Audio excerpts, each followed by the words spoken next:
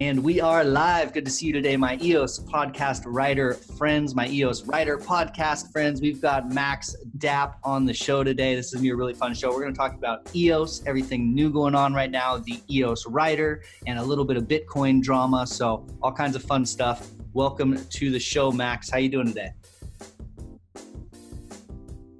Dude, I am great. It's always a pleasure coming on your show. This is the second time.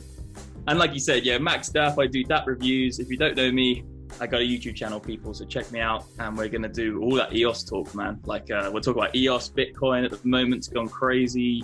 There's so much stuff to talk about, dude. Like, this is going to be a good podcast. Yeah, for sure. It's you know, some other crazy stuff. Telegram went down today, and like I had like a crypto meltdown. I didn't know how to contact people across the globe. So we'll talk about, you know, all that stuff. But yeah, man, it was like a blackout. Like I couldn't. Yeah. I was trying to contact you. I was like, dude, I got to do an edit tonight, and you were like, didn't reply. I was like, what happened to Brandon? Like, is he evaporated off the planet, man? If we didn't have Telegram, I don't know. I literally wouldn't be able to go back to uptime before Telegram. Yeah, I know. It's a time before crypto and a time before Telegram, time before blockchain. Yeah, that's old school. Doesn't work, bro. Yeah, we can't go back. You can't put the genie back in the bottle. So, so let's get on to EOS a little bit here to start off. What do you think the most interesting stuff going on right now is? Oh, dude, it's such a good question. Like, and it's such a big question as well, because like there is. Where should we start? So. We had the big burn. That was like recent news. We burnt the inflation, which was really cool to see that actually happen because, you know, it actually goes to show that delegated proof of stake, you can actually get things done really quickly. We've got the June announcement coming up, which is awesome. I'm so excited for that. That's coming like, how long we got? 15 days, less than 15 days. We've also got dApps coming on board. I've literally been reviewing. I'm getting probably like 3 or 4 different dApp companies just send me messages on Telegram saying, do you want to do a review? And I'm like, there's so many new dApps coming out. A lot of them are casino dApps, I get it. But I think there will be a place for casino dApps in the future. But it's like, there's so many more dApps coming on. We got the June announcements coming. And dude, it's just looking to me like, I can't really specifically say anything. Everything about EOS is awesome. Even the content creators, you know, we've got so many new content creators coming out. Everything EOS are doing there. I can keep going for ages. Everything EOS are doing their development courses. It's just like take a breath. Too much stuff, man.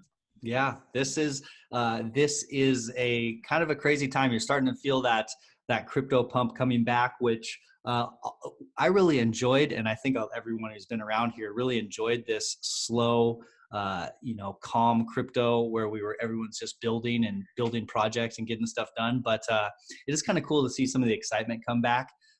You start seeing people pop up on Twitter again and all that stuff. So it's fun, you know, it's fun. That's part of the fun of riding these cycles up and down is appreciating the craziness and the slowness, but it definitely feels like we got some craziness coming back.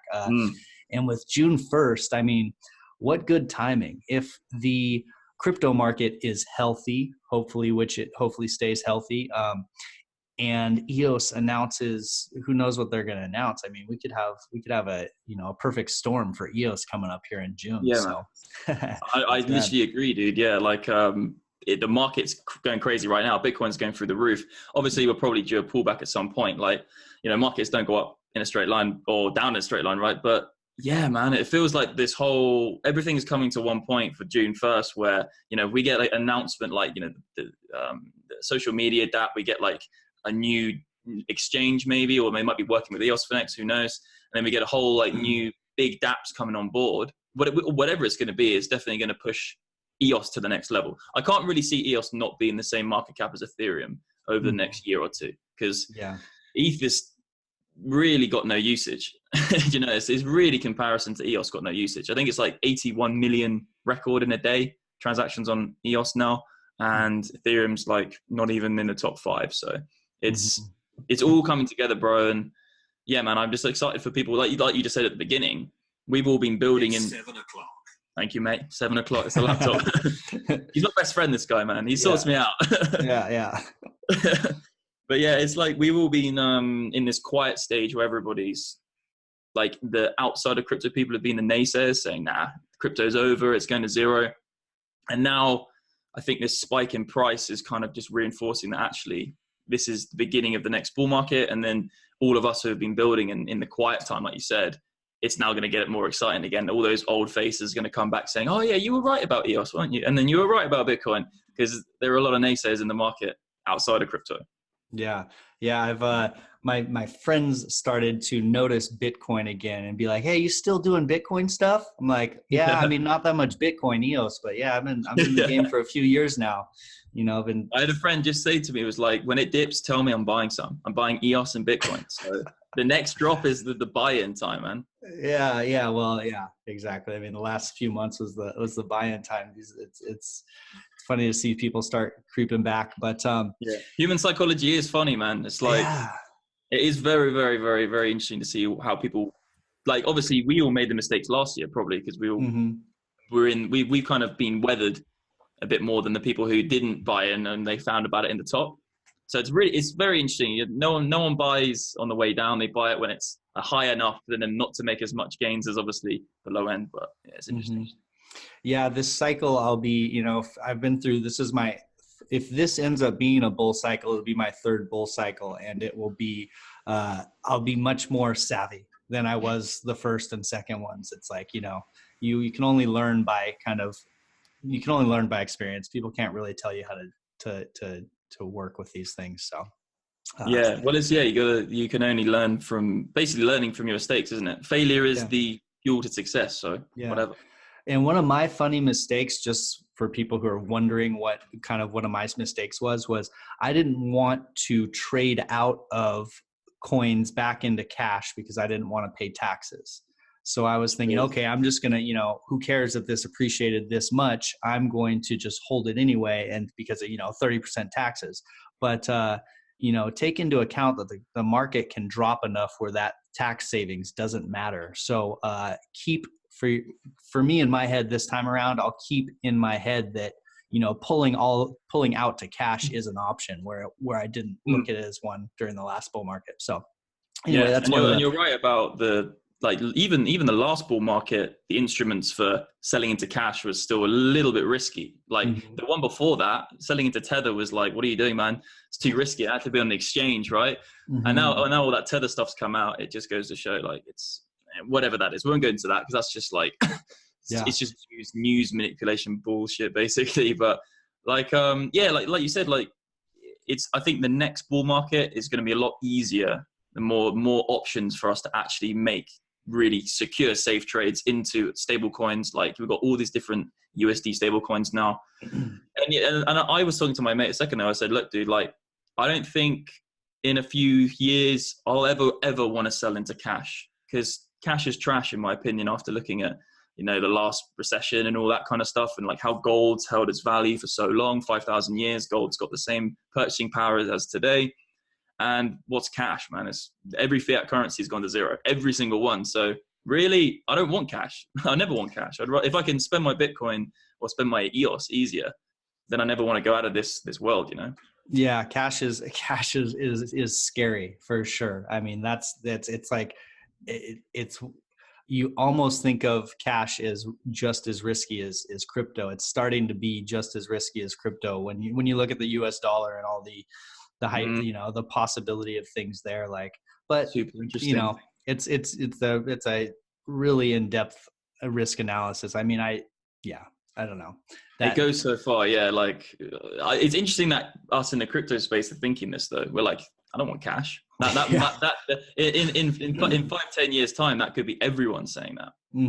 For sure. Well, I mean, they're starting to pull the curtain back on cash, like the dirty secrets behind cash and its true value, and people are starting to realize how much cash is printed to pay for things and how we're taxed through inflation and things like that, and the possibility of hyperinflation with all these examples in the past. I mean, the internet is really freeing up information about cash and the life cycle of cash. I mean, obviously it's very useful and it's been the best technology for thousands of years, but now this possibility that there's something to supplant that technology, all of a sudden cash loses its unique selling proposition. So it's just a matter of how long that kind of monetary revolution takes. It could take 20 years, but the crazy thing is with how quickly exponentially technology goes, it could take 20 years, it could take a year, like Yeah, exactly. crazy things happen with technology, like things get adopted in a heart once they start to hit that parabolic Once you will understand adoption curve. Yeah. And once there's this network effect, if somehow crypto hits a network effect, like people could abandon cash almost overnight, which is a crazy thought, so it could be 20 years, it could be 2 years, so it's such an interesting topic, man. I love talking about it because like it's like the whole gold debate. It's like sound money, right? Like sound money has to have a way in the research. Well, what I believe is that for money to be money in the first place, it has to have a fixed supply. That's it. It has to have store of value. So at the end of the day, it's sound money. Gold is sound money. Cash is like moved into the light because it's easier to move around globally than gold. It's like gold was good at it's got a certain, what are the properties actually? I know exactly what they are. Yeah, gold's valuable. It's because it's got a unit of account, medium of exchange, portable, durable, divisible, fungible, and store of value. So that's why gold is valuable, right? Yeah. Cash in its like fiat form has all of those things, but not store of value. So cash isn't actually money. So then you've got something with like Bitcoin or EOS, right? Which has all of those things, but then it's even more portable than cash. Then you're going to be looking at these government currencies and be like, they've been printed from 1965. They've been printed like millions of times over. So if you had $1,000 in 1965, you buy yourself a house. Now it's 300,000. So what is that in percentage terms? 300 times more cash in society than there was in 1965. So it's just a matter of time, man, before cash is done. I can't really see there being a use case for it. It would be gold and Bitcoin, man. Yeah. Gold, Bitcoin, and EOS. Yeah, where cash falls down is its store of value, and where gold falls down is its portability and its being used to pay for small things. So, but yeah, that's where Bitcoin steps in. That's where EOS and POS and Monero and all these different things step in. And I like the thought of, when I think of cryptocurrency, I really embrace this idea of hundreds or possibly even thousands of currencies, each operating within their own networks. For example, the EOS Rider is looking at having a token for its EOS Rider community.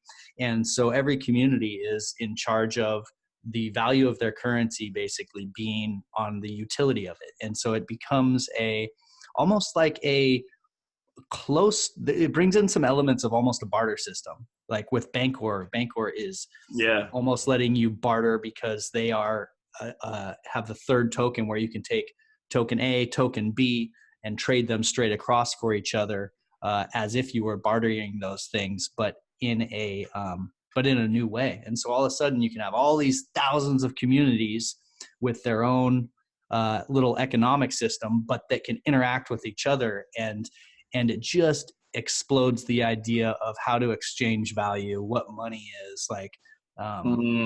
It really, like, the can of worms opens, like when you learn about sound money.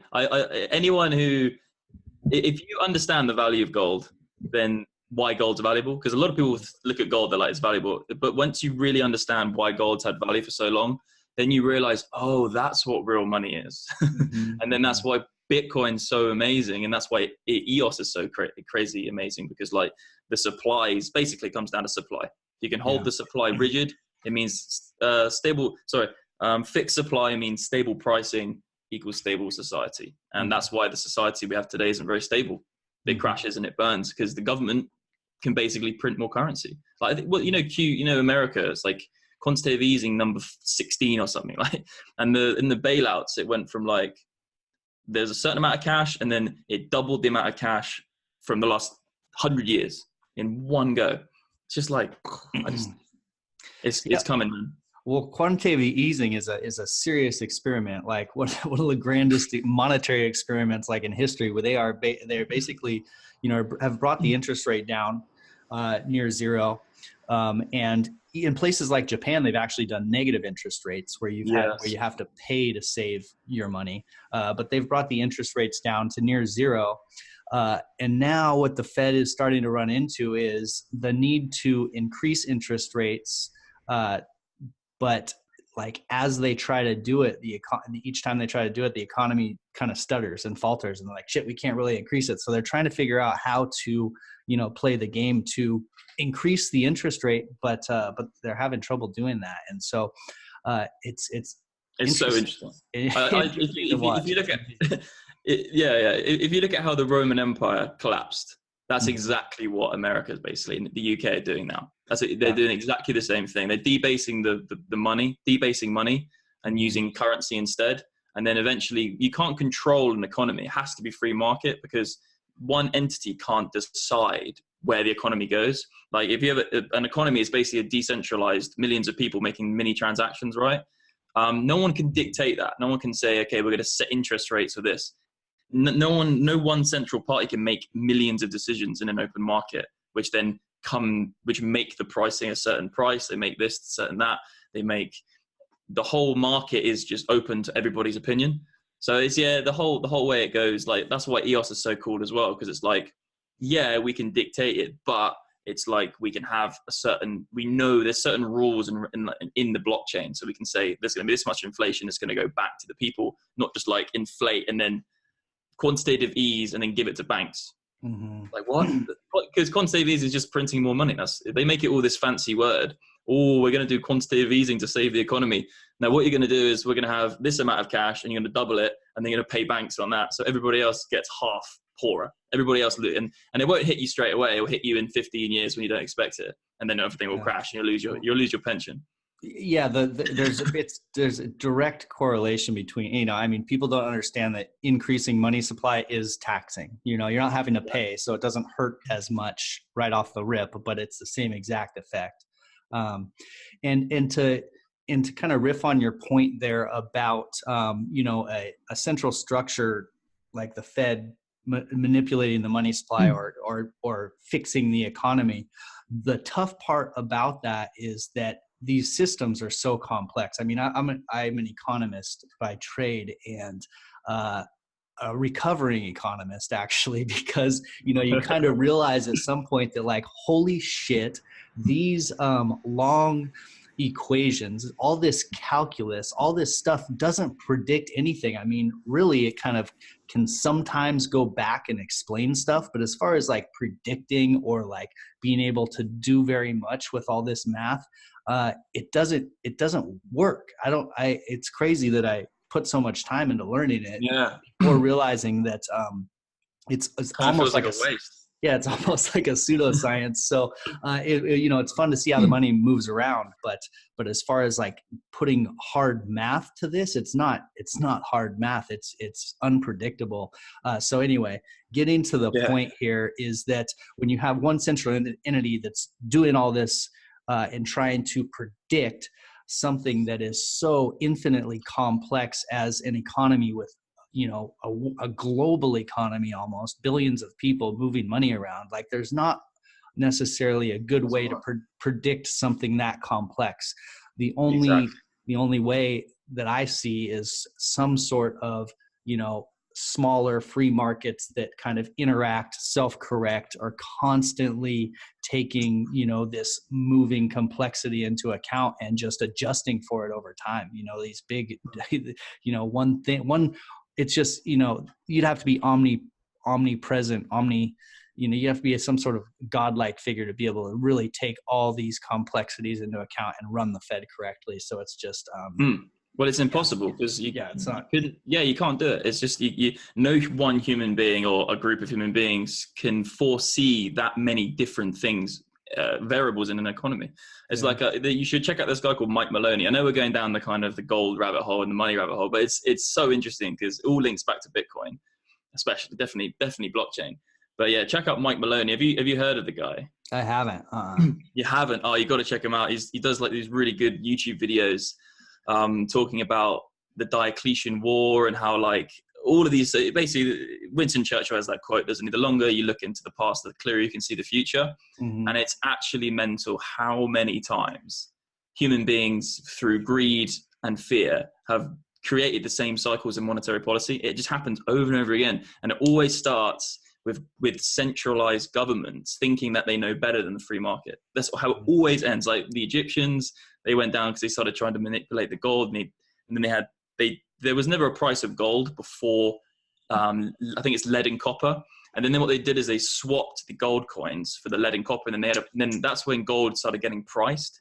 And then when there was a price of gold and everyone had this like non-real, not the actual money, then you started seeing these problems with like unstable pricing, and then you saw problems with like bubbles within mini, like, you know, the price of this house is this much copper, but how much is it in gold? Because we need to weigh it. So it just makes the economy like infinitely more difficult to create a price with a buyer and a seller.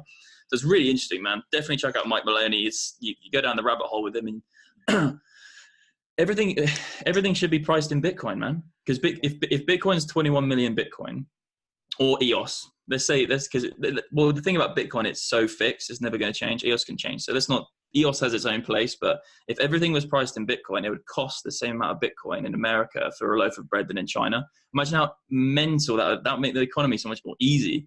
Mm-hmm. And then we wouldn't even need the Forex, because when we came off the gold standard in, you know, it happened Nixon, wasn't it? When we came off from the gold standard in 1971, there was no such thing as the Forex because nothing floated. It was just gold. And we know how much gold there is, so everything's priced in gold. It's easy. So it's so interesting, man. I don't know. Obviously, you said you're an economist, so you probably know all about this. But I know a lot of people. I know a lot of people who actually have no idea what real money is. Even that guy Kevin O'Leary on that CNBC. He's like, why would I put real money in a Bitcoin? It's like, well, it's not. I was like, well, cash. His whole argument was that his cash position is huge. He wants to hold cash because he gets 2.1% on cash. You're getting 2.1% on paper and a belief system. The only thing keeping the US dollar alive is the belief system and a few properties which make it easy to do trade, but it's not store of value, so it's not money. So you're saying you're not going to buy Bitcoin, which has a fixed supply. I know it's a different technology, so it's like maybe people will see it's more abstract, but fundamentally, who is that guy? There's a Greek leader, I think it's called Xerxes or something, I don't know. He wrote a book called The Book of Edict of Prices, and basically the conclusion is if you have a fixed supply of any money, you have fixed prices. That's it. So cash is not money. But yeah, we're going down that rabbit hole. You should definitely check out Mike Maloney, bro. I wrote it down, Mike Maloney. Yeah, and you know, to bring that kind of full circle to EOS, I think that is one of the really big draws for me towards EOS is this ability, because it's such a complex system, especially with new technology. There's so many changes that are coming in the future. This ability to adapt quickly, even to split off into sister chains, side chains, whatever needs to happen for the free market just to kind of run wild with this technology and push it forward, I think is one of the biggest benefits of, is why I'm so, passionate about EOS, because even when you look at something like ETH, even though it's one of my favorite technologies, it's, brought me up in the game of smart contracts. This is where that's part of the place I learned about all this was when ETH came out. So there's a place in my heart for it, but it sucks that it moves so slow. It's just this one monolith with all these people trying to, fix it. Whereas you bring something like EOS where the main chain, as they like to call it, could fail and it would probably be just fine. Like you're going to lose, like it's going to fragment the community, but the main chain could literally fail. It could, everyone could, thousands of people could get together, collude and try to steal the main chain, and the community could just leave. It could start a sister chain and it would just keep surviving and probably be a little bit stronger, fixing whatever happened to make the main chain fail. So open source code, man. Yeah, this open source ability to just keep going and let the free markets fix and decide is my favorite thing, man. That's so cool. It's so cool, man. Yeah, it's like the economy today is so untransparent. It's impossible to even catch people out for doing wrongdoing because you have to go and investigate their specific database in their company. What have you been doing on your database? But on a public blockchain, it's so transparent. You can see everything, the whole movement of money and whatever it is, whatever token it is, just makes I think innovation is just making things more efficient, right? So this is the next innovation is just this massively more massively more transparent system where we can then actually start going, okay, that works, that's wrong. And then we can choose what the inflation rate is, build economic models into games and stuff like that, like the whole gaming space. Let's talk about gaming, bro. I don't want to like change the idea, but we said last time we were going to talk about gaming, but yeah, man, like games today, like I was talking to Douglas Horn actually, and he's actually he's an awesome guy, and he was telling me that they're developing a game called like Dragon Slayer or something, and they got devs from like Disney and all these great places, and I don't think we've seen a good game on blockchain yet at all. Mm-hmm. I don't want to say that there aren't great EOS games already, but let's be realistic here. Like they're not actually good. They're amazing because there's a new technology, but it's going to be like when you can build an economy which is using the best properties of Bitcoin, which is the best properties of value of gold. It all links back to like gold, Bitcoin, and then these chains, because then you can create these really valuable things within games, man. Like, and the more demand there is in the game, the more people who play the game, the more demand for the item. It's a unique item, and then you can cross games into each other. It's like EOS is definitely going to be that place for games, in my opinion, that all of the really cool games are going to be built on a blockchain which is free. Because think about it, if you have to pay every single time you buy a character, or you have to pay every single time, like Ethereum, pay for every transaction, just makes it really it makes it boring, makes it annoying. But with EOS, it's like EOS is such a big deal. Obviously we know that because we're both EOS guys, but the way you can just do transactions all the time without it actually being a feeless transaction, that's such a big deal for gaming, in my opinion. What with Douglas Horn, was he that game they're talking about building on Telos or on EOS, on the EOS blockchain? That's a good point. I think, well, they were wearing EOS tops, but it was EOS IO, so probably I think it's gonna run on Telos. Mm-hmm. I know Douglas Horn and Goodblock are big Telos advocates. Yeah. Yeah, I mean, and that's fantastic. You know, imagine the shift if something like Telos were to come out with just this because the users don't care what blockchain it's on. So imagine Telos comes out with this massively adopted, you know, high level game that just millions of people are playing, and they're playing on the Telos blockchain. Like that's kind of the power of EOS IO, is that it is technology for it doesn't matter. It's open source technology technology first. Yeah. Tech first, UX first, and all these experiments running side by side, and we'll see which one wins. I mean, that's amazing. And the integration between Telos and EOS IO is going to be so easy as well, especially with Bancor, and it's on Nudex now. Telos is on Nudex, but I don't really know much about Telos, to be honest. But all I know is if it's EOS IO, it's going to do well. Yeah. Because Telos is a lot, I mean, really similar to EOS. It's got some of the main differences are Douglas Horn will disagree. I remember I said that on the podcast. He was like, "No, we're not. We're completely different." Well, but obviously, like they're the same code, obviously. But yeah, they're built they're built off the same base. But yeah, they want it. I mean, clearly they're enough different to stand apart. One of the things that the worker proposal system is cracking on Telos right now, and they're getting some cool things funded. So the governance is much different too. But anyway, gaming. One of my favorites is Mythical, because they came from a serious gaming background, because the Mythical team is from World of Warcraft and Call of Duty, so they know what's up as far as gaming goes. And if you've seen the Blancos gameplay, it looks unreal. It's unreal. It's amazing. So that'll be a really interesting one. They're also, not only are they bringing in NFTs, but they're bringing in like these gaming cards and kind of that Skylanders approach, where you have real world physical items, in world game items, and then adding NFTs to it. That's an interesting one. I just don't know how sticky the actual gameplay is. I haven't played it yet, so it's gonna, it's like, and also being able to lease your items. So I've been talking to the Checks team, and like the idea, right? You can play loads of games, you can create loads of items within your inventory. All of those items are they can go across into other games, as long as they're compatible. So say you have like Fortnite, and then you have Call of Duty. You could start using the items from the Fortnite game in the Call of Duty game, and then you can lease them across, make a return from your items you've made through your hard work. And then the next step, I think, is Google Stadia is coming out soon in June, right? I don't know if you've heard of it. Say that again. Google Stadia? Google Stadia. Yeah.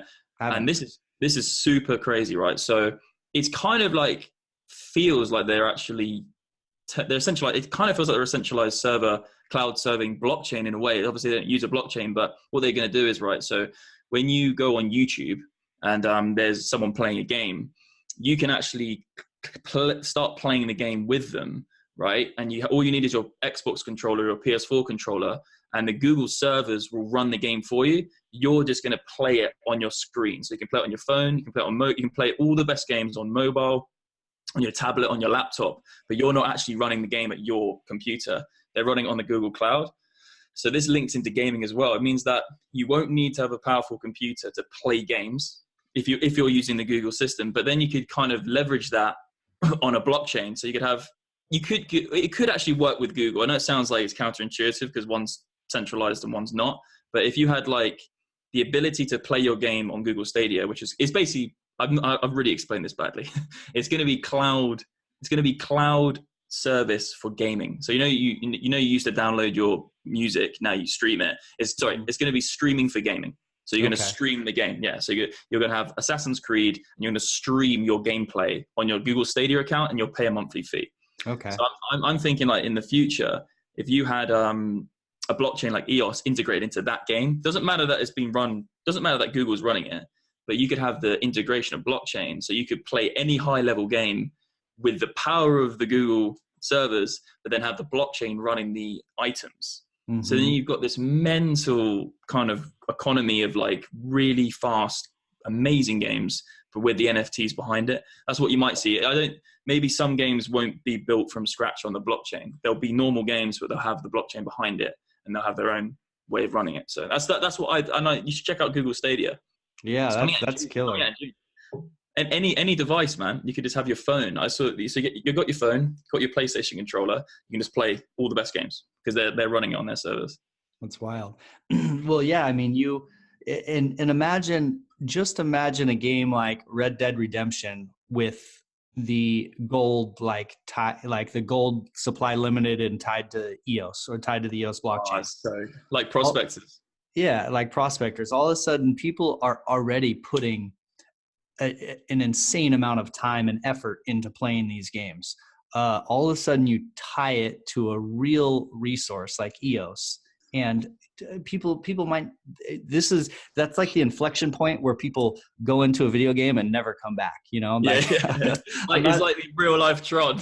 Yeah, exactly. Like I'm not like an advocate of, but this is just, if you really think about the logical steps that are happening, like we're very close to, and then throw VR goggles on, and we're very close to just this huge shift where people, like I said, go into video games and just rarely come back. They're coming back to like feed themselves. They're making a good living out of it as well. Yeah. And so it's like, gaming you start going down the gaming rabbit hole with blockchain money and virtual reality, and it's like, okay, yeah. So because like we've just said, we've like come to the conclusion that now we can have virtual items which are as real items. So Bitcoin is as real as gold, but it's not real because it's not, you can't touch it, right? But actually the blockchain allows those items, if you're connected enough to the internet, it allows those items to be real to you. It's like a real thing. So that means that all games, the people who play those games the most, who are the top league, the very, very top of it, they're going to be really, really well off because all that work they've done in their game, which they love doing, is going to be as valuable as, and that's when the transition between virtual and non-virtual coincide. And then people are going to start like showing you their virtual sword on the wall, and like, there's the only one in the world, man, that sword. And like, to people like my dad are like, what the hell's going on here? Like, that's not real. Like, what is this? But the future, we're kind of in the middle, aren't we? Me and you, like we're in the middle between the old and the new, which I think I'm very happy that. Well, the thing is, I don't want to say that all old people don't get it, because look at Mike Novogratz. Like, I'm not saying he's old anyway, if he's watching this. Like, no, he's a wrestler, man. You don't want to mess with him. yeah, that old duffer, you know? Yeah. But he gets it. It's so interesting, man. Like this is why I'm into blockchain, man. The moment I even learned about Ethereum, well, I learned about Bitcoin and Steemit and then Ethereum, and it's just boom. It's just going to change everything. I think we have no idea what's going to happen, man. And we're on the forefront of EOS IO. So exciting, man. Yeah, it's making me FOMO. I want to go buy some more EOS right now. I know. I'm going to go. I've been thinking about picking up like a second job to just put money into EOS. just yeah. You know, but yeah, it's an interesting time. The EOS Writer, let's talk about the EOS Writer a little bit, because that's a cool project. Me and you have come together.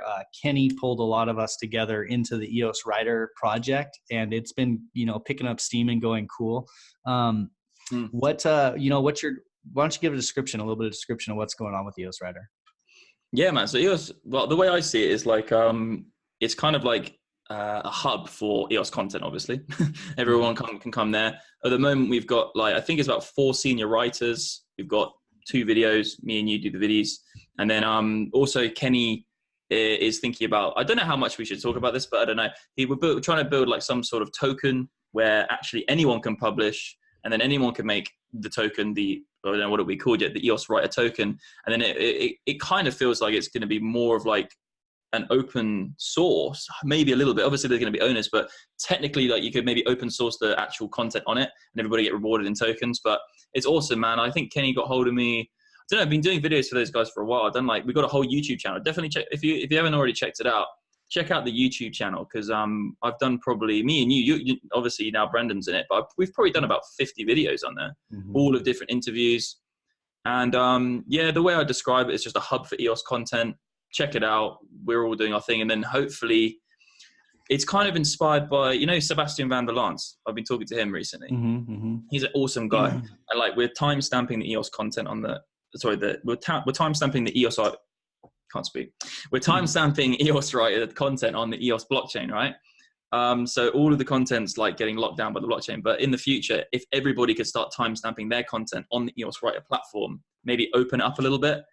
Because at the moment it's quite like, it's just the people who are involved are getting the kind of putting the content up. But we'll see what happens. Like, obviously me and Kenny talk about it all the time, but Kenny's he's the boss. So, Yeah, it's a killer idea. I mean, it's like a type of an EOS network type of, where all this information, a hub is a good way to explain it. And, the cool thing about a network of information, like one of the things that like you look at TV networks and things, is they are putting out what information they think is quality. A lot of times, TVs come to the point where they have a narrative that they're pushing. But I think that there's this opportunity to have like a network or a hub of information that is just filtering for the most quality content. And I think that's part of what the longer term vision of EOS Writer is, a hub that kind of filters all the best news of the day into one spot. And not like politically or like, agenda driven. It's not like we're saying, no, we're not going to post that. With the token metrics behind it could be different, that everybody votes on whether they think it's good content or not. Exactly. And, that's one of the, I did Steemit for a long time. And that was one of the when Ned would talk about Steemit, Ned, we won't get into Ned, but anyway, when he talked, leave Ned out of here, mate. When Dan would talk about Steemit, kind of the original vision of Steemit for Dan was a site that filtered the best content to the top through incentives, and that didn't end up working with Steemit for a lot of reasons, but that vision is still out there. There's still a lot of people working on trying to solve that problem, and that's going to be interesting in the history of news and the history of blockchain and everything, is how this problem someday gets solved, where the best content actually makes it to the top naturally through some sort of really well-placed incentives. So the EOS Writer. I talked to my dad about this a lot. I'll carry on, but because he's like really like a bit worried, like all this fake news. But carry on what you were saying. I'll chime in a minute. Oh yeah. Well, I mean, and I think fake news has come to the pendulum has swung as far as it can in the fake news direction. And I think that I don't see it being able to get worse. I don't think people are stupid enough for it to get any worse. You know, I think that like as humans, Famous last words, bro. Yeah. But but as humans, even like the masses kind of now are aware of the fact that like, oh, like not everything I hear on the news is true. I have to like mentally vet this a little bit. So I think that like just how in the dark people were for it to be able to get this far, I think we've gone kind of as far as we can. You know, really off the rip, off the top of my head, like you think about advertising, the evolution advertising's had back in the day. It was like Timex had this commercial where Timex was this unbreakable watch. Their thing was it keeps on ticking, and they had this dude like jump off a cliff like into the ocean, smack the watch, and then they're like Timex keeps on ticking. And when that stuff first started coming out, people thought everything they saw on TV was real. Yeah, and that's it. So this advertising worked like in these ways that you could do crazy stuff with kind of some movie magic, and everyone would think it was real. They didn't realize that it could be faked yet. And then when people started to realize, then they changed how they had to advertise, you know? And I think that with fake news, we just kind of have had that moment where everyone thought that, oh, it's on the news. These guys are like vetting it. It's going to be real. Well, turns out that was BS. And I think people realize that. We can't go any further down the BS road, I don't think. So the points you just make, like it stems so far. Because like with my dad, right, he pretty much watches BBC News. And for his growing up, that's always been the go-to. And you always believe what the BBC say, right? Because the BBC they're in the interest of the people. But like it goes so far, because the incentives of the whole way the media is structured is all incentivized by either money or politics, right? That's the two. Like Fox News is money, BBC is probably more political because left or right wing, whatever you want to look at it. So like, yeah, EOS right are embarking on trying to make a system which completely isn't incentivized by those two things. It's only incentivized by everyone's opinion on what the content is. So it's weirdly, and then you look at like Julian Assange getting thrown in, you know, into jail by government because he's getting all this information, what they're doing.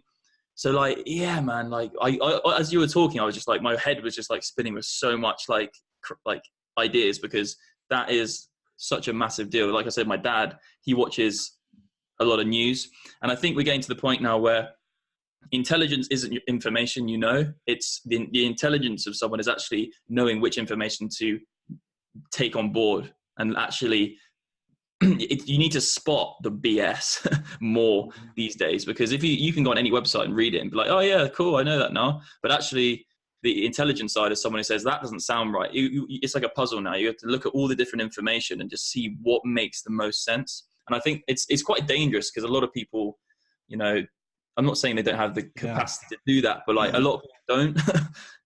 They're a little bit more manipulatable. So you're seeing like all these really weird rational thinkers, left or right, they get completely encaved in their YouTube world of this tiny little avenue.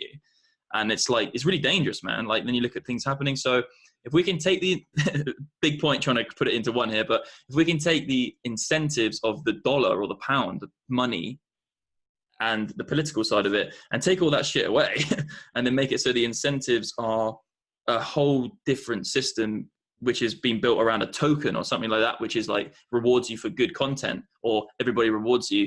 You could see a much more like just a generally like more harmonious world, hopefully. It's like we are embarking on a massive thing, because it's happened all the way through human history. It's been like propaganda. Like the Second World War happened probably because what's interesting now, I won't go into that because I know quite a lot about that. I did some research, but like obviously a lot of propaganda was involved, because we couldn't communicate with Germany. The people couldn't communicate with each other. So that was it goes so far. I could just ramble for ages about it. It's so interesting, man. Well, I think that point that you make about intelligence and what it means now as to what it meant in the past actually kind of fits, is a really interesting piece of that puzzle. Because you think about intelligence now, there's all the information in the world is completely accessible. So just knowing shit doesn't make you smart anymore. Exactly.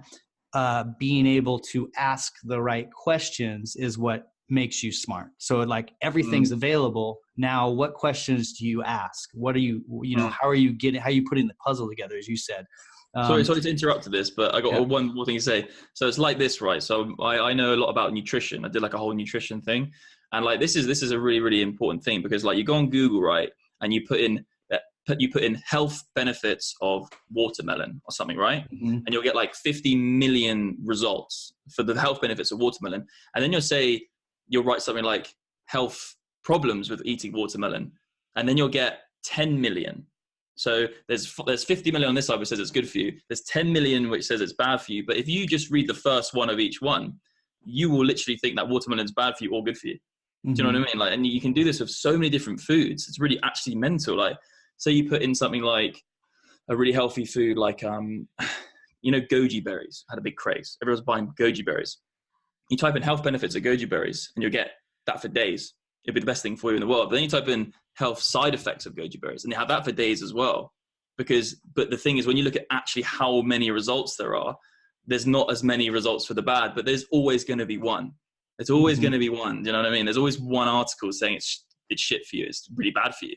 And like, you're getting these really weird things where people are actually doing things which they think are good for them, but they're not. But the information's all out. That's what I see anyway. It's a really interesting thing. Yeah, I mean, that's a good point.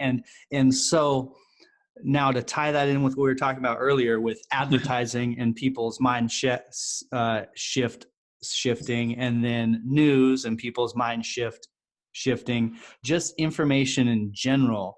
I think that people realizing that anything that you already think that you research on the internet, you're just going to reinforce that. So, so I think that is a mental shift that might start to happen at some point too. It's like that just because the information is out there doesn't mean it's true in general. And just because you think something and you can support it doesn't mean that it's true in general. In the same way that when you used to see things on TV, you thought they were true, doesn't mean they're true. Like, there might be a bigger shift coming there too. People reevaluating what intelligence actually is having. It's like eggs. The right, like eggs.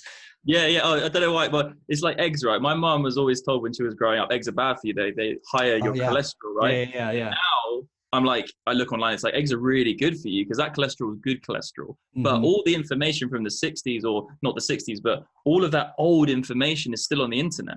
So if you type it in and get a keyword which says eggs are bad for you, you're still going to get that same info from 15 years ago. You can still end up reading content which is telling you that eggs are bad for you, which we kind of know they're not bad for you anymore because the science has got better. But my mum will still not eat eggs because she'll type in eggs give you high cholesterol, which is bad for you, and she'll get that article from 10 years ago and won't, you know what I mean? Like and then we'll still reinforce her own belief systems. So it's really, really getting to a point now where we got to like take a back step and actually. Well, we need AI, bro. We need plugged in AI because we live in an AI world. We need something which is helping us sift through all the fucking shit. Do you know what I mean? It's there's so much crap out there, man. On this the World Wide Web, you know. Yeah.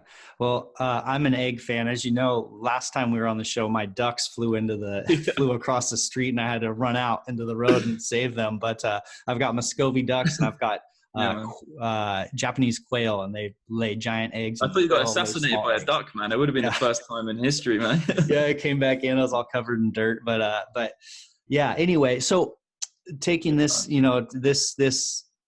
these thinking processes and this information, where do you think that maybe people like you and I, or the crypto community, where do you think that we might fall short in, or we might have ideas that need to be challenged? That's a massive question, bro. Like, because obviously in the time we're in, well, let me think about that a second. Because think about it, right? When our parents knew that they were right about something when they were young, now they're wrong about the internet. Now they're wrong about eggs. Now they're wrong about these things. So there's a really good book. I actually said it last time. It's by Bill Buckley. No, sorry, it's by End of Television? Is that what it's called? End of Television, yeah. That's by George Gliedner. But there's, I think it's Bill Buckley, and he talks about original sin, and it's about how anything good right? Which happens at the time because the internet was going to be this amazing thing. It was going to decentralize the and anything which has a profound positive effect, it's like called original sin. So there's always something which it brings with it, drags the cat in with it, which then, like Facebook now, is a horrible data center which takes all of our information. So it's like that, right? Obviously the blockchain right now, it feels like it's the biggest, most amazing thing, and there's so much potential there. And there is more potential than the internet to decentralize and that kind of great stuff, but we don't know what it's going to drag on with it. So it's a really interesting thing to think about, because think about all the people who, it's got a message, one sec. Think about all the people who were right in their time, but they were wrong, but now they're dead or something, you know?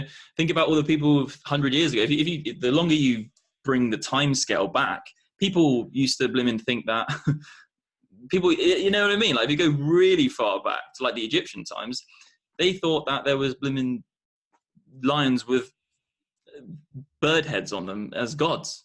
But we kind of know that that's not real anymore. There's probably not gods, but they thought that was what their reality was. So what's our reality going to be in the future? I don't know. I don't know, bro. I don't know what it's going to hold, but hopefully we can get some sort of AI which is going to help us. I don't know, man. We need Elon Musk, bro. What's he doing? Come on. He needs to hurry up. Well, we'll get into the Neuralink here in a second. But, when you said about the internet and now we have Facebook, one of the concepts that we can think about for blockchain is, okay, we put all of this like fully traceable, fully auditable information on the internet, or excuse me, online, and we put it into space and we make all this stuff so it basically can never disappear. Now, let's say that we were like required to have full unique ID and only use a government blockchain, and every transaction, every movement, every place we go is recorded into this database. And we basically have walked ourselves into far more tracking and control. And we could even be at that point, if it's an auditable blockchain, you know, our identities could be, managed. They could be blacklisted. They could be, the money could be, crypto could be drained out of your account. You know, it could give full, I'm just thinking of a dystopian, I understand. Dystopian future, but okay, everything's on the blockchain, but that blockchain's controlled. And your only way to interact with the world is through this one dominant blockchain. But it's fully controlled, and you can be just basically, erased out of society virtually. So, that's a fun thought. Like, bro, we can get erased out of society virtually. Yeah. And now virtual stuff's exactly the same as real stuff. So we could literally get like, I know, bro. Yeah. Like, it's like China, you know, they've got all these, WeChat and all this crap where the government have a complete control over the people. I had a trail of thought, but I forgot it, but carry on with something you were saying. I just try to think of, because we do get, historically people are always wrong. And so I'm wondering, I just try to look at the ways that we may be miscalculating. But there's also the thought, the big cool push with crypto is that we are trying to keep it so decentralized, especially things like EOS, where if someone controls a chain, then there's breaking off into sister chains all over the place. So, that's a long shot for someone to be able to put this genie into the bottle per se. But it's good to always think about things like that and keep that conversation going. I'm just trying to think of something I was going to say. We can cut this out 1 minute. Yeah. I had a really awesome thing to say. You were saying something what were you saying before? It was really interesting. About Neuralink. We're talking about the Neuralink, and just after that, you were saying like, we were talking about the Neuralink, and then I started going down the rabbit hole of a dystopian future where basically the government controls all blockchain, and we can never erase anything that we've done. It's like, man, it's super. So like the decisions, right? So this is really interesting. I can't remember who I learned this off or read about it, but it says how like, the future is created by the decisions we make. So we're in the blockchain space, and every single decision we're making is really going to affect the future of what we have. Because think about it this way, like, say something like, the way the infrastructure of the internet was built was through people's decisions. And the reason we went down that rabbit hole of making the internet work in that specific way was because enough people got on board with it to build that architecture. But think about it, there could have been millions of different ways we could have built a distributed internet. Like, it's unlimited. Like, if you go anywhere else in the universe, it's never going to be the same. It's always going to be different, right? So like the point is I'm trying to make is like, we need to decide whether we go down that rabbit hole. And it's probably not me or you right now. It's probably like Brendan Bloom or Dan Larimer's or these people. And we need to know which people to follow. Because I had another person who said to me, it's like, well, why doesn't Dan Larimer just sit on a beach? Like, he's got $300 million. I was like, well, the thing is about, he's not incentivized by that. So we're trying to follow someone who's not incentivized by just making money and pissing it up the wall when he gets old, right? Mm-hmm. So it's kind of like the decisions we're making, and the decision we're making is like, we need to really put this forward, that we need to be decentralized, because this horrible China WeChat system, which they live in, is communism, bro. And it doesn't work. Obviously it works great on paper, whatever, but like, it's such a broad topic. But I'm just saying the decisions we make are what we're going to build. Because EOS, DPoS, they could have been another system. Could have been Holochain, or it could have been this, it could have been that. But if enough people get on board with that, then it's the network effect, and then that will be the future. So hopefully there's enough people who see the light with EOS, man. Yeah. Well, and on top of the technology is great, but having the leadership of Dan, I think for me is a really important aspect of it, because like just listening to him since BitShares kind of pontificate about freedom and sovereignty and like what it means to be a human, and like we are individual humans, like the space in our mind is our own, like the space around us, like it's important to take ownership over our beings, and a lot of people don't care or even realize that that's a thing, but it is like.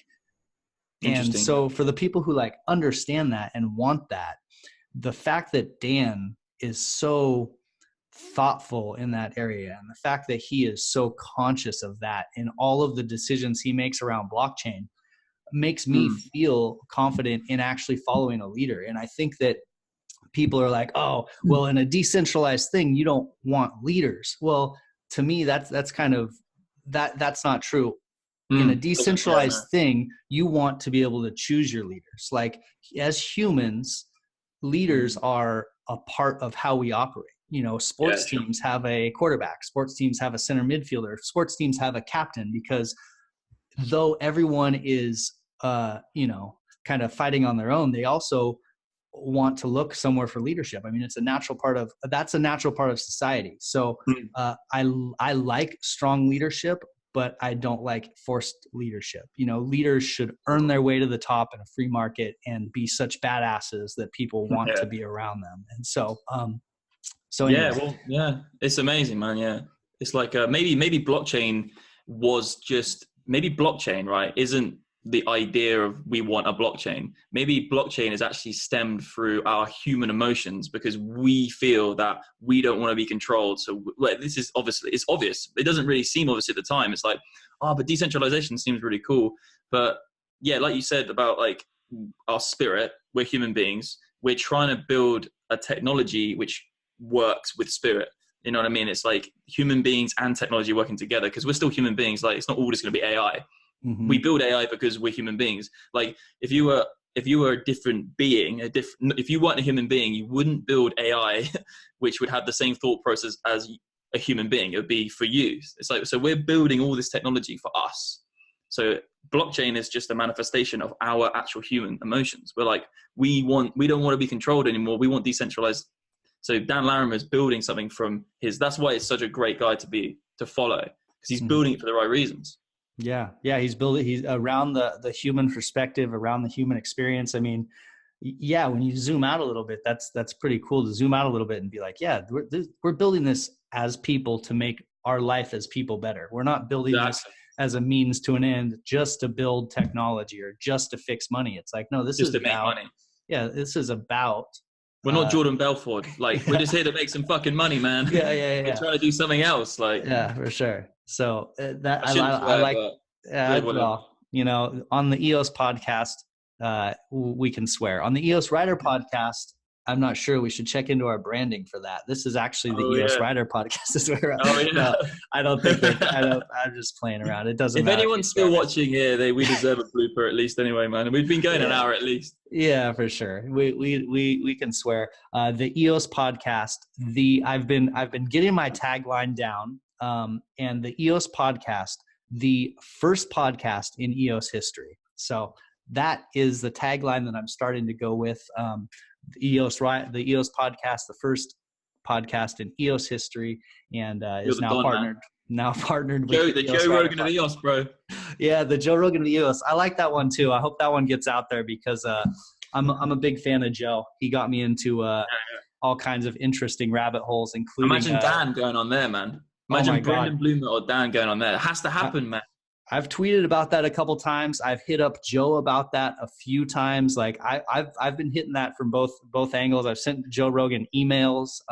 They've got to get him. They got to get him. It's like some people you see going on that show, you just think you don't know anything, man, about what the future is going to look like. You know nothing. Dude. They had the guy obviously from. They get great people as well. I'm not saying, but I'm saying some people. Like you're like, what, man? You don't know. They have the guy from Minds on there, the CEO from Minds, and really? And I listened to that podcast. I was like, dude, and then I sent Joe Rogan a message again after that one. I was like, dude, you should have had me on the show instead of that dude. That guy like literally had almost zero, like such little vision. I was like, how's this guy? Anyway, but he needs Dan Larimer on there. That would be just. Dude, yeah. I think actually probably Brendan Bloom would be better. I don't know why, because Dan Larimer's quite technical, but I think Brendan could like put it into a package which that kind of audience could grasp. So I think Dan would be like, so like we need to have this inflation. It would be like go DPoS on them, and then they'd be like, what, man? But I think Brendan's good at like these quotes which have like a meaning, but they're not technical. You know, he Dan can do it as well. I'm not trying to hate on Dan here, man. Dan's the boy. If he's watching this, you're a legend, mate. But like, do you know what I mean? I guess if you're gonna have someone go talk and be the face of a $1 billion operation, that Brandon is a little bit more polished. I think that Dan. I like Dan's. We got to work them in with Dan. We got to like push like cushion them first with Brendan, then get Dan in there with the proper full on anarchism. Yeah, for sure. I hate the government. Like all this. For sure, for sure. Well, Joe Rogan, if you're listening, bring Brendan Bloomer on the show, then bring Dan on the show, then bring me and Max on the show.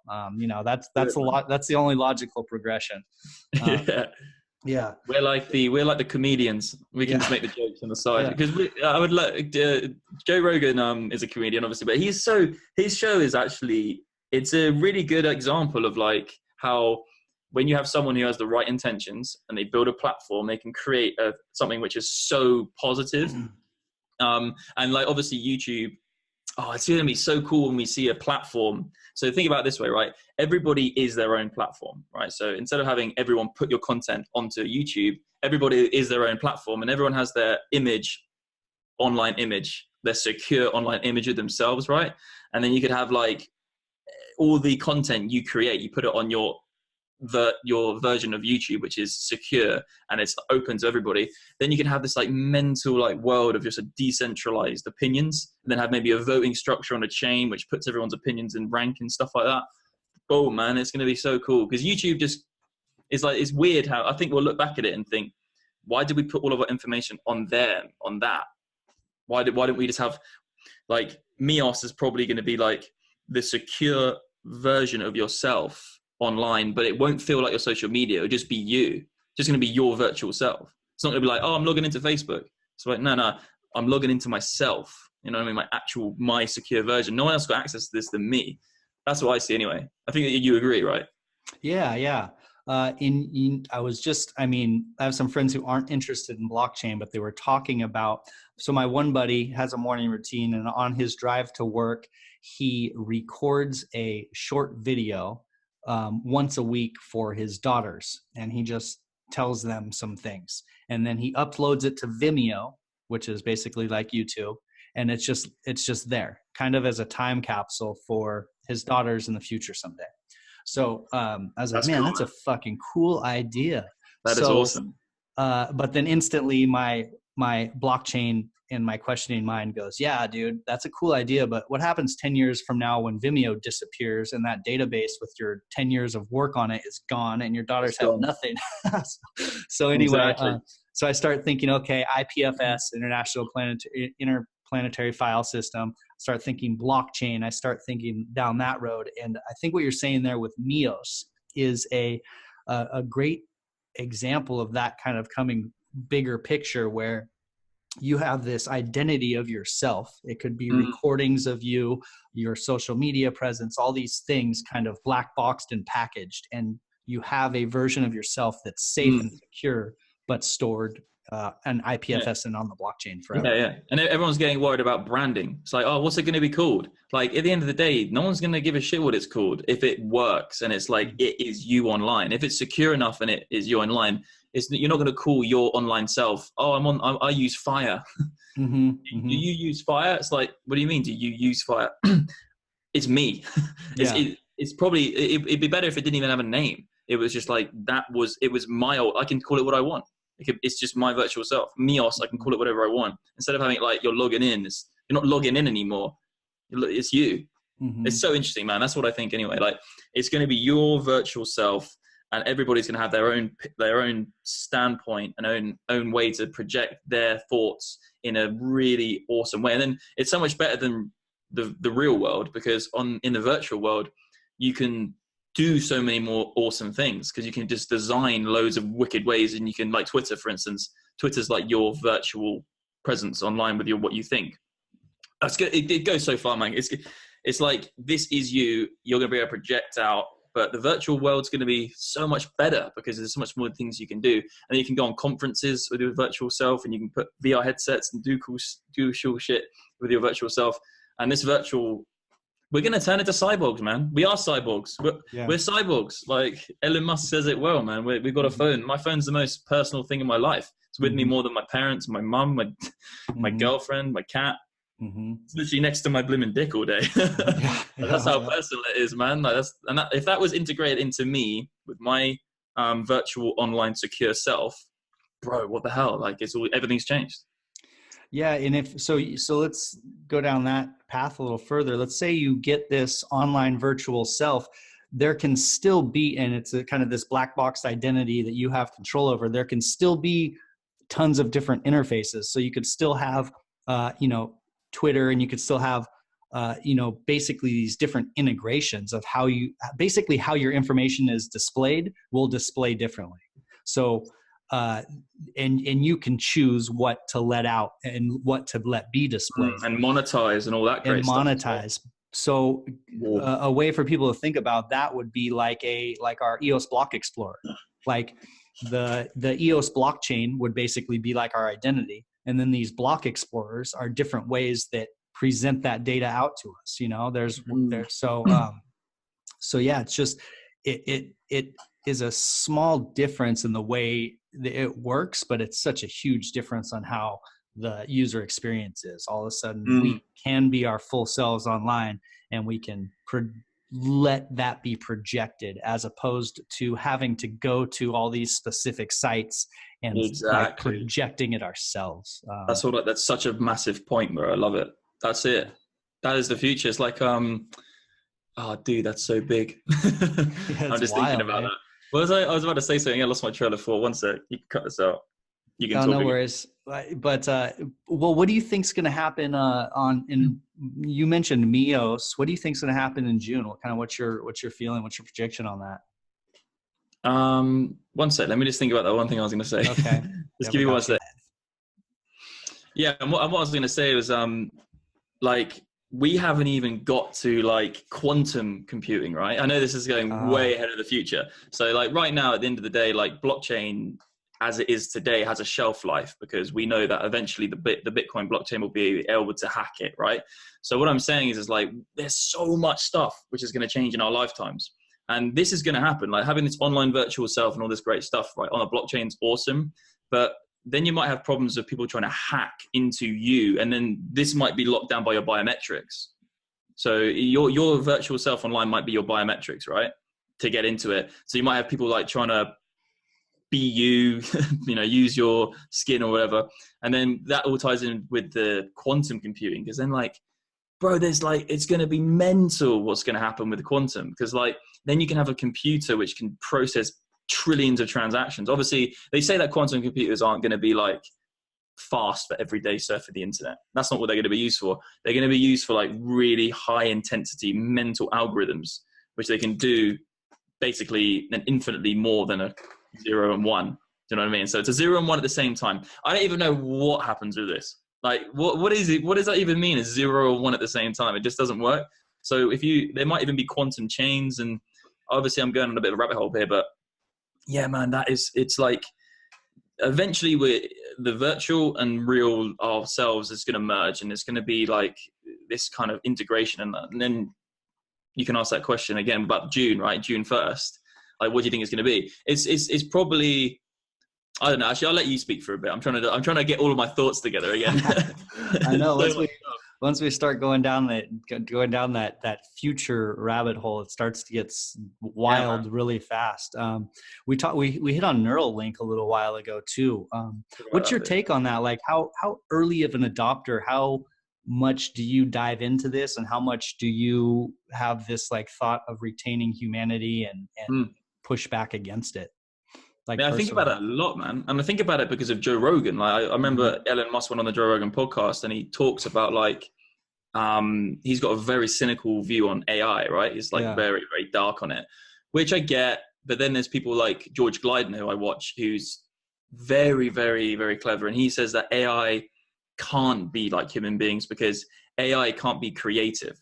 So the difference between I don't think obviously Elon Musk gets a lot, but I don't think he understands that AI can be good at something you program it and be amazing at that one thing. But when a robot does something creative, so it does something which is not programmed to do, that's like something which is very, very, very difficult to do. And it's what human beings are really good at. We're creative, but robots can't be creative. How can they be creative? Like, do you know what I mean? It just doesn't work. How can a robot do something which hasn't been told to do yet? Maybe it can do machine learning and keep learning, but basically there's a debate there whether it can do whatever. But yeah, like I watch Elon Musk a lot, and I think we do need to have some integration to AI, because like we said before in the podcast, there's so much information now which is unvalidated. We don't have the time as one brain to validate all this information on the internet. Like I said, like you could have eggs, for instance. Like, are they good or bad? We now, in this day and age, we think they're good for you because you can eat lots of eggs and there's healthy cholesterol, and because we know more about it. But there's a whole generation of people who don't. So we need to have something which can maybe decipher this information in an organic way through voting on a blockchain, right? So you have the technology which then is not plugged into the internet, but it sieves out the internet for you, because it's too difficult for us. Like we're young. Like, imagine if you're an old guy, like, oh, I can't be asked to keep going through all these blooming pages to find the right information. We need something which is going to aid us on that, because the internet and the technology world's, like, think about it. If you put all of the information in the world together, no human being can know it all. So we need something to help aid us with that. So yeah, I watch Elon Musk, and I think that we definitely need something, man. We definitely need something. And then if we're also going to have our virtual self online on a blockchain, we need something to store that.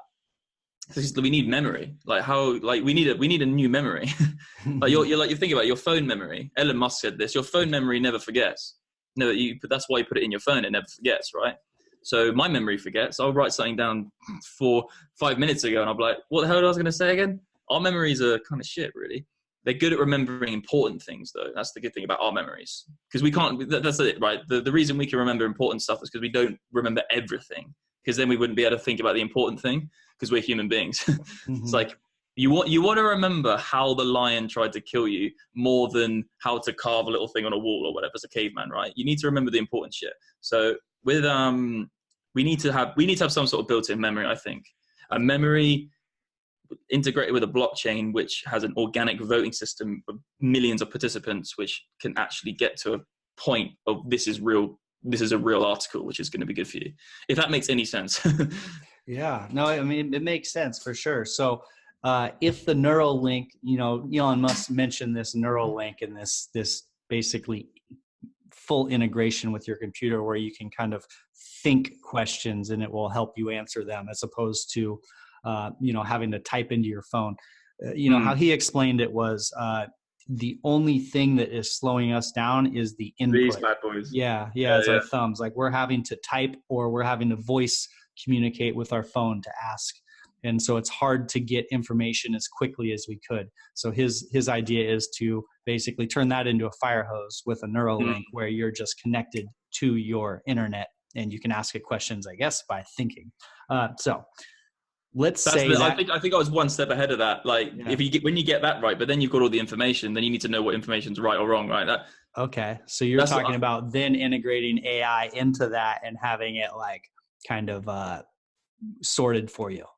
Yeah. So I'm not saying like, basically I'm saying he's dealing with the bandwidth problem. He's like making it so you can get the access, but then he hasn't, obviously you might have thought about this, but like we just said, like there's so much information. You might be able to ask the internet straight away, are onions good for me to before bed? And then you'll get one article or you get one bit of information which is wrong because everything's going right. And then, so I'm saying if he sorts out the bandwidth problem where we don't need to we can just think our computer and our brain, then we need something else to sieve through all the bullshit basically, because who knows what's right or wrong on the internet anymore.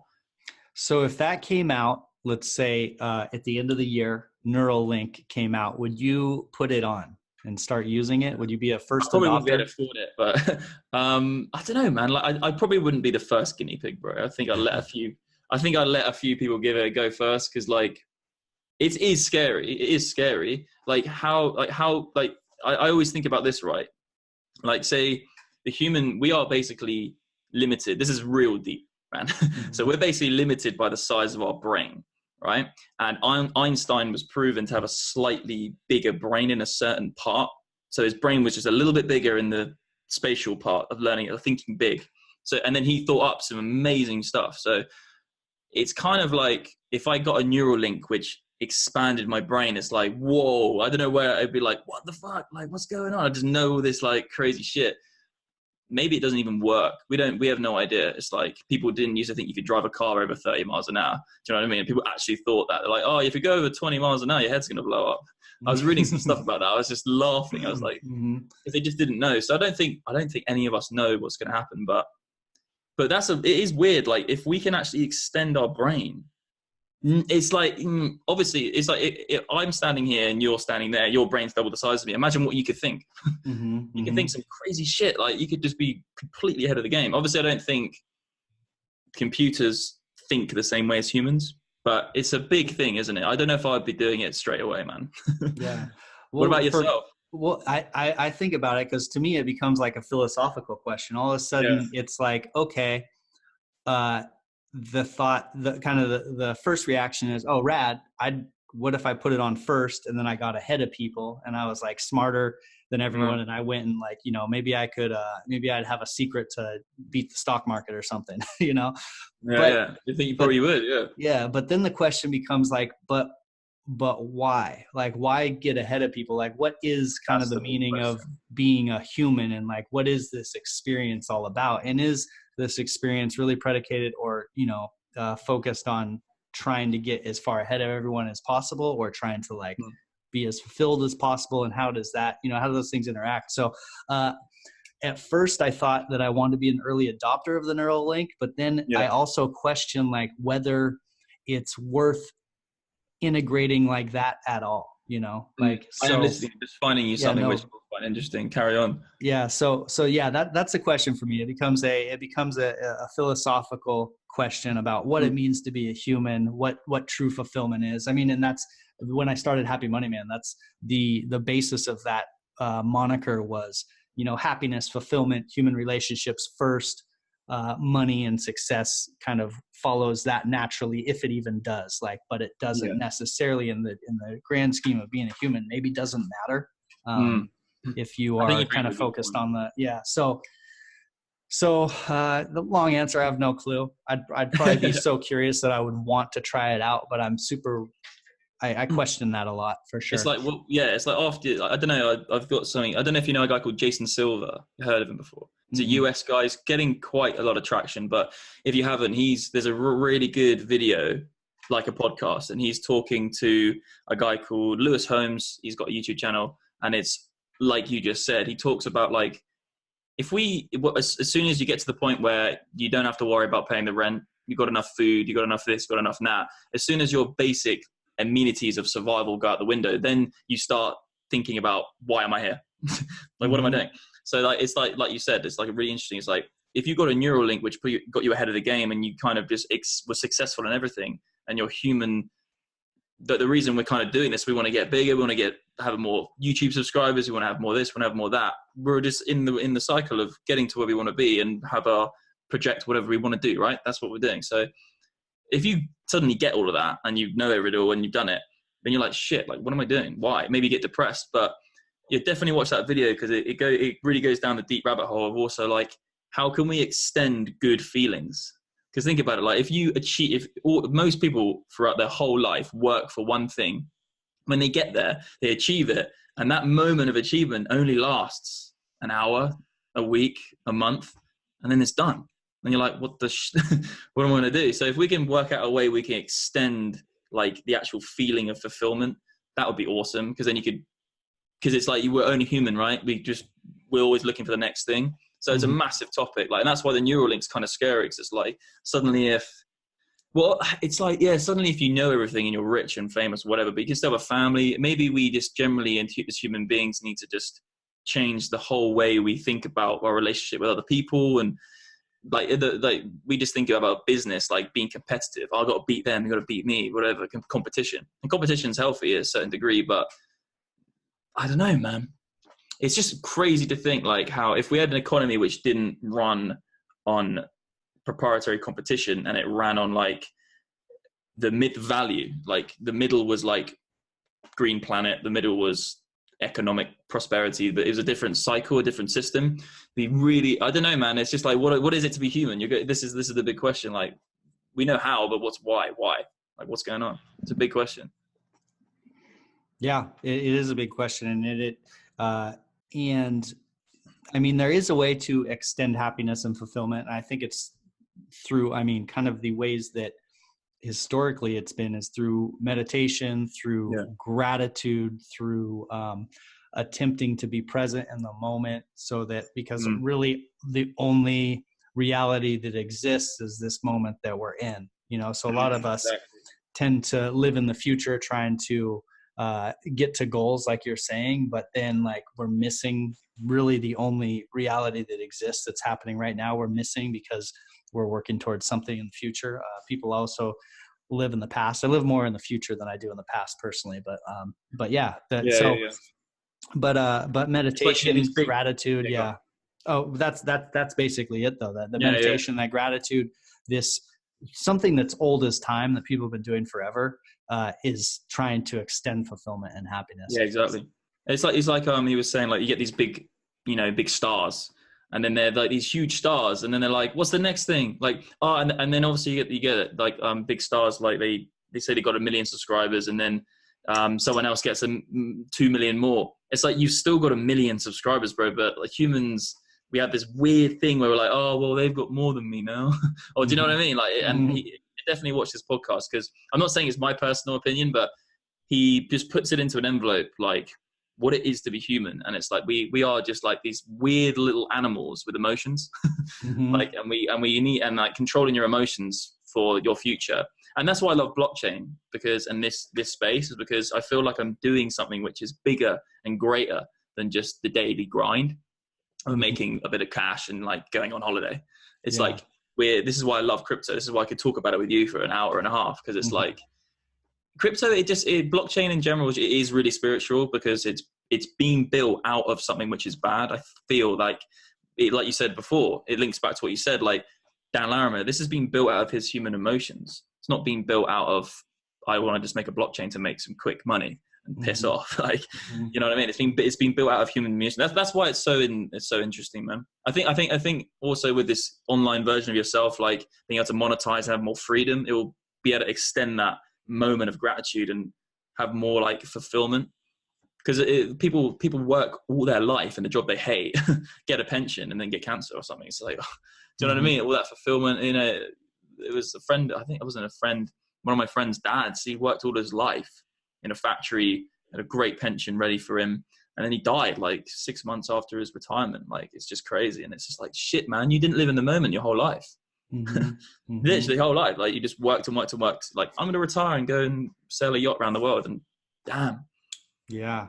That's some of the biggest tragedies, I think, in the human experience, is the living in the future, or, you know, putting off living because of some future plan and then never getting to realize that is like, that's one of the biggest tragedies that we see, like, in the human experience, I think. And one of the blockchain things that's solved here is kind of that paradigm of how we create value and how we're rewarded for it.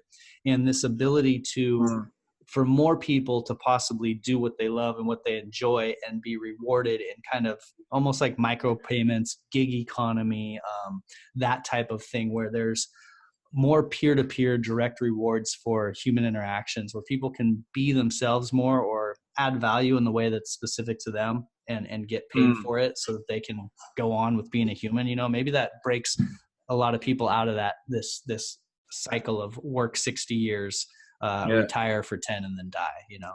So. Yeah. Like, you're basically monetizing your time. So it's like, when you work a job you hate, you're basically trading your time, right, for money. So yeah, we all know that, right? You're trading your time for money, but maybe in the future, because you are an asset and because you're you're a human being and you have thoughts and thinking, maybe you could actually, like blockchain allows you to do, is monetize yourself. So then you've got this income of value, which you can then buy goods and services with, but not have to actually force yourself to do something you hate for your time to get someone else rich. Basically, it's like, you know, you could monetize your genes, like GeneOS they're doing. You got a constant influx of gene data coming in. You can monetize your content because people like you. They're like, oh yeah, I'll give them some of the inflation. So it's going to get to the point where probably no one has to work. I said this to someone in Australia. I lived in Australia for a year. I lived there for 2 years. And I don't know about the Aussies, but they don't know about blockchain. Obviously there are people who do, but like, I'm talking to the folk, the local guys. I was working on a construction site, bloody impossible work. But I was like, dude, like with this blockchain stuff, like potentially you don't have to work, man, because if we can monetize ourselves and have all these great things. And it was like, but like, what do you mean we're not going to work? Like, what are we going to do then? And I was like, but we don't know what we're going to do now. We will know when we're there, because we didn't know what we're going to do when we were cavemen now.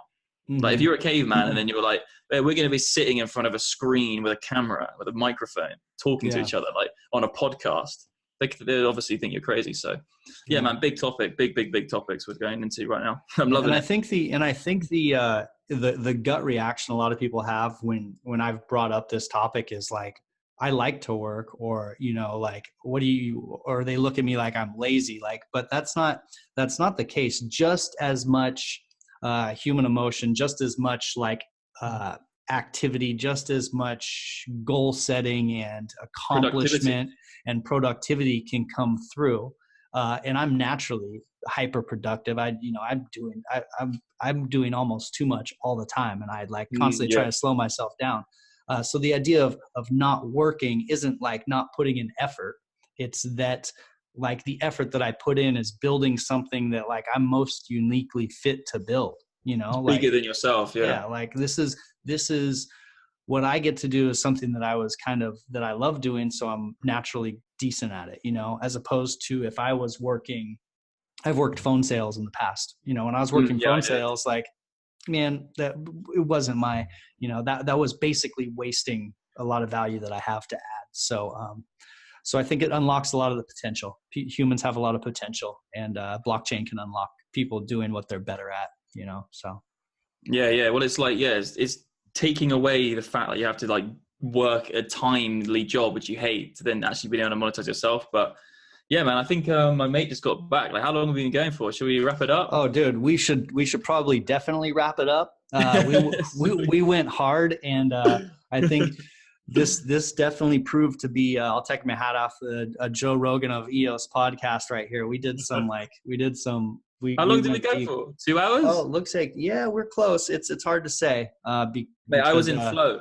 Oh yeah, you should definitely watch that Jason Silver thing, because he talks about like flow. So you have your future state, your past state. When you're in the future, you're anxious. When you're in the past, you're depressed. And that the flow is when you're actually there. And that's what I just did with you, man. We just flowed that. So that was Jason Silva and Lewis Holmes, I think. Yeah, that's it. And then the other one you mentioned was George Glyden. George Glidener, Bill Buckley, Jason Silva, and also check out Mike Maloney. Those 4 people, the last 6 months, have opened my mind to a lot of cool shit, man.